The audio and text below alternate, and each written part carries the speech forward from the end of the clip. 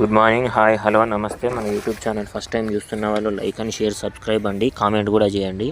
మనం మొన్న రాయి గ్రాస్ లేకపోతే మక్కన్ గ్రాస్ లేకపోతే మలాయి మక్కన్ గ్రాస్ గింజలు తెప్పించినాం అమెజాన్లో. ఇవి చూడండి, మన బాస్మతి బియ్యం వడ్లు ఎట్లుంటాయో అట్లా పొడుగు ఉన్నాయి. ఇవి మొన్న సాయంత్రం నానబోసిన మండగడితే అక్కడక్కడ కొన్నిటికి ఏర్లు కూడా వచ్చినాయి. మండే వచ్చింది కొన్ని. ఇవి నిన్ననే వచ్చినాయి నిజానికి. కొన్నిటికి చాలా వరకు రాలేదు. ఒక 5% నిన్న వచ్చినాయి. భూమిలో వేస్తే మనకి ఫస్ట్ టైం ఎక్స్పీరియన్స్ లేదు. మనకి ఇప్పుడు దక్షిణ భారతంలో ఈ ఉత్తర భారతదేశంలో పండించుకున్నాయి.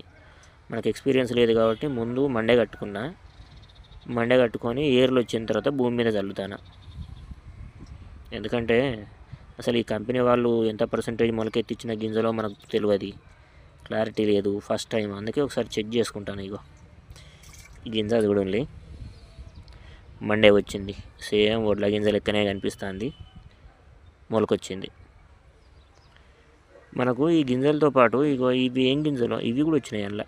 మరి అక్కడ లోకల్ గడ్డి గింజలా లేకపోతే ఇంకేదైనా పంటయా ఏం తెలియకుంటున్నది.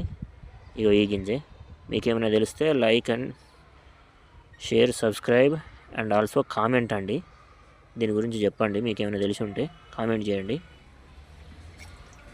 ఇందులో కిలో గింజల్ని మండగట్టినాం. చూడండి, అరే ఇక్కడ చూడండి, దీనికి చాలా పెద్దగా వచ్చింది మొలక.